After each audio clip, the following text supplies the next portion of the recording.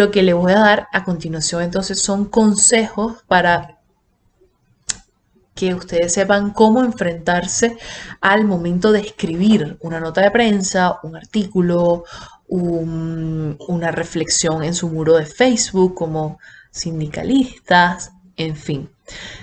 Comencemos.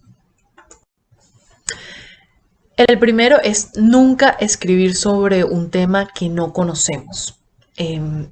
Antes de sentarse y de agarrar ese teclado, hagan un pequeño esquema de qué van a decir y explíquenselo ustedes mismos en voz alta o mentalmente para ver si son capaces de entenderlo mediante sus propias palabras. Si es así, es porque están preparados para el proceso de la escritura, pero si no es así, entonces hay un trabajo que debe venir previamente y es esto de foguearnos antes del momento de la escritura. Hay mucha gente que quiere agarrar, abrir la computadora y sentarse y que salgan todo perfecto y no son conscientes de que detrás hay todo un trabajo de preparación. Así como sucede en muchas otras áreas, también se aplica a la escritura.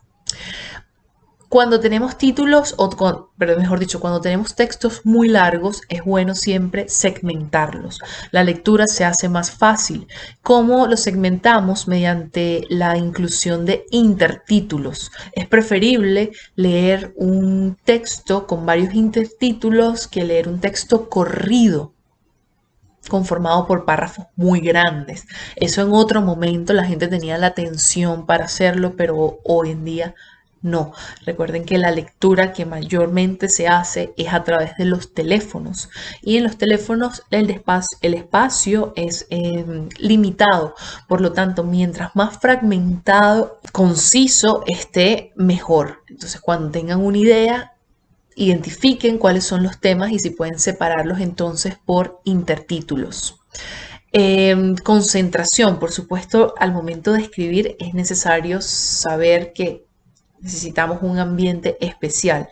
Esto no se aplica siempre y si necesitamos bajo presión y necesitamos comunicarlo prontamente, bueno, háganlo, no hay ningún problema. El punto es que si tienen la posibilidad de producir ese texto bajo condiciones más calmadas, el resultado será muchísimo mejor. Estos tips que les voy a dar a continuación son cuando ya tenemos la nota hecha. Lo primero que deben hacer, señores, siempre es la relectura.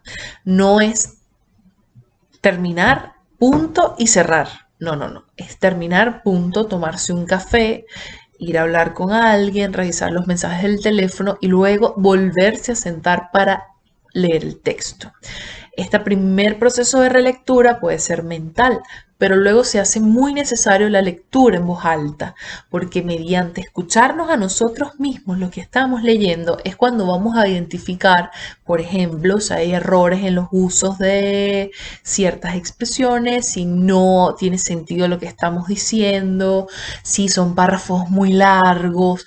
Todo eso va a ser gracias a leer en voz alta. Así como cuando estábamos en la escuela y nos enseñaban a leer y teníamos que hacerlo en voz alta, igual se aplica a cualquier tipo de texto. Y luego está la edición. La edición es, bueno, después de que lo leí en voz alta e identifiqué qué no va o qué sí va o qué suena mal, tengo que ahora modificarlo. Generalmente el papel del editor lo cumple otra persona que viene ajena al texto y no está contaminada. Es por eso que en los periódicos, por ejemplo, y en los medios de comunicación trabajan con la figura del editor. Ustedes dentro del sindicato, por ejemplo, deberían tener entonces una persona que se encargue de la redacción de esas notas y otra que también tenga conocimiento sobre el tema, pero que solo haga la revisión del material. Mediante la conjunción de esas dos miradas, el texto final va a quedar muchísimo más limpio.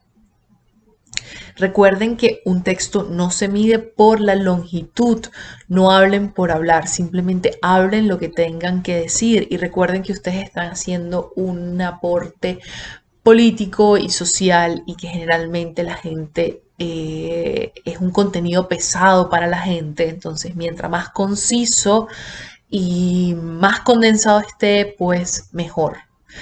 Y de nuevo, esto es un último consejo que les puedo dar, es la hoja al suelo.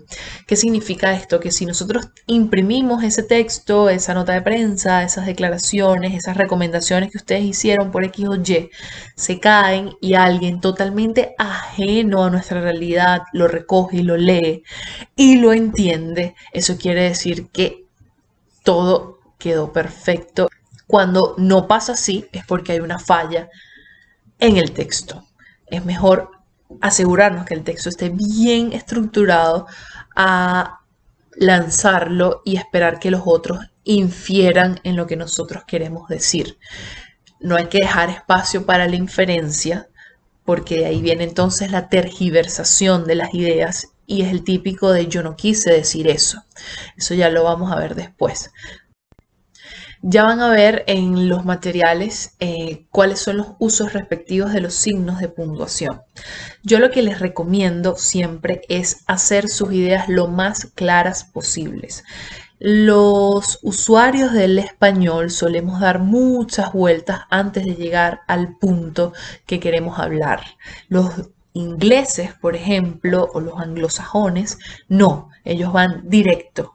En cambio, nosotros vamos así, como un espiral, en un espiral. Y ese espiral hace que la estructura del texto sea muy complicada. ¿Cómo nos libramos de eso? Bueno, simplemente plasmando las ideas y así de sencilla, sujeto, verbo, predicado. Sujeto, verbo, predicado. El sujeto es la persona que realiza la acción, el verbo es lo fundamental de una oración porque es la acción en sí y el predicado es todo lo que modifica al verbo.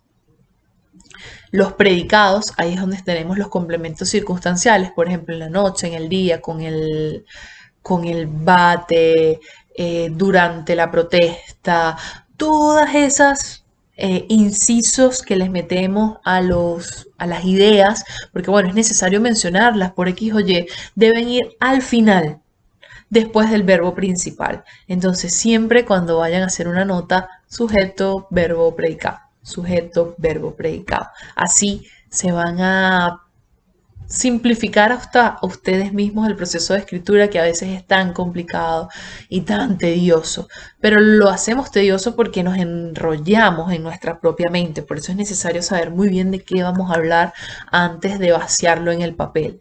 Entonces, cuando ya tenemos claro todo, lo que hacemos es sujeto, verbo y predica.